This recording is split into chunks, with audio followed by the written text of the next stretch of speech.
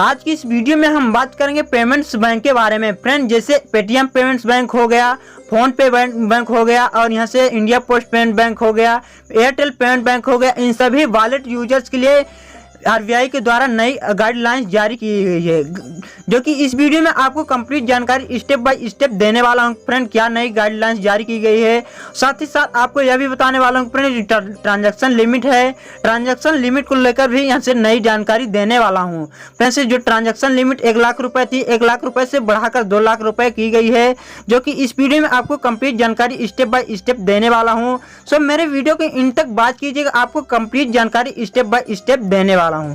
तो चलिए जानते हैं।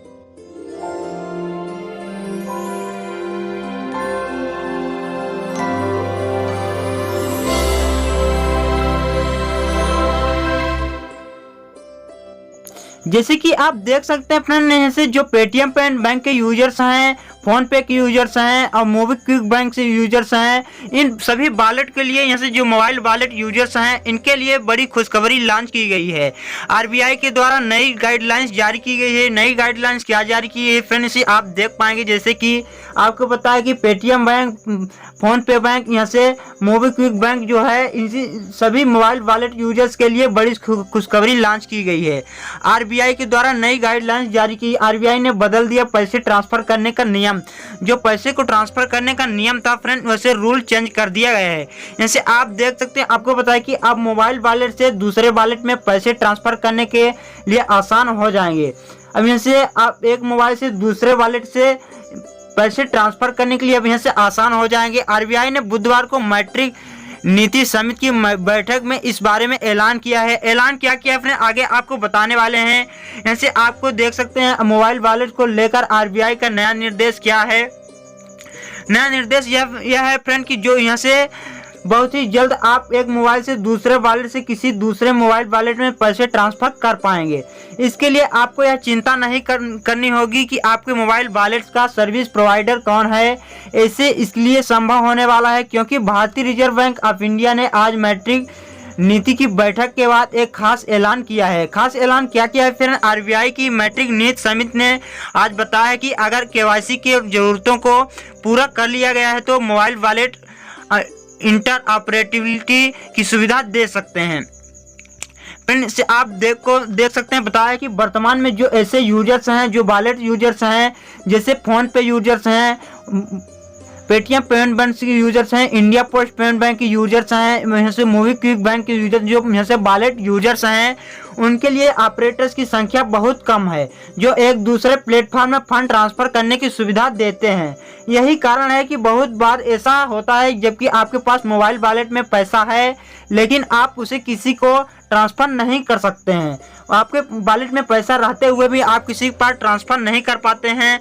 हालांकि सर्विस ऑपरेटर अपने प्लेटफॉर्म पर एक वॉलेट से दूसरे वॉलेट में पैसे ट्रांसफर करने की सुविधा है। जैसे आप पेटीएम के फोन पे के द्वारा इनसे आप बीच ट्रांसफर कर सकते हैं। इनसे आपको एक मोबाइल से दो मोबाइल के बीच अपने वॉलेट को ट्रांसफर करने के लिए आपको पता है कि दो मोबाइल वॉलेट के बीच आप सभी कैसे भी ट्रांसफर कर सकते हैं। जैसे आपको बताया है कि हालांकि एक मोबाइल वॉलेट के द्वारा दूसरे मोबाइल में इनसे पैसे ट्रांसफर करने के फिलहाल यूपीआई का भी सहारा लिया जाता है। यह वॉलेट टू बैंक, बैंक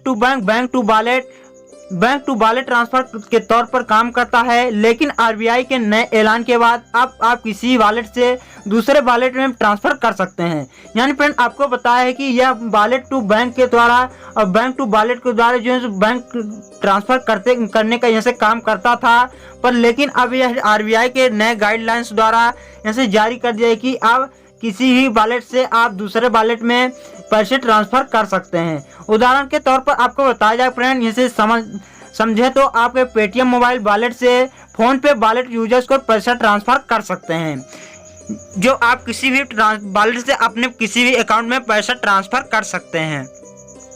अब फ्रेंड, आउटस्टैंडिंग बैलेंस की जो लिमिट थी, वो लिमिट भी आपको बढ़ा दी गई है। आपको बता दें कि फ्रेंड, प्रीपेड पेमेंट इंस्ट्रूमेंट में एंट्री, मनी लॉन्ड्रिंग नियमों को अनुपालन को बढ़ाने के लिए आरबीआई ने कुछ नए खास ऐलान किया है। खास ऐलान किया कि फ्रेंड केंद्रीय बैंक ने कहा कि केवाईसी की जरूरतों को पूरा करने वाले अकाउंट्स के लिए फ्रेंड जो केवाईसी के बिना यहाँ से अपने केवाईसी को किए बिना वॉलेट को यहाँ से यूज नहीं कर सकते हैं, उनके पूरा किए बिना अकाउंट्स के लिए आउटस्टैंडिंग बैलेंस लिमिट 1 लाख रुपए से बढ़ाकर 2 लाख रुपए तक की कर दी गई है।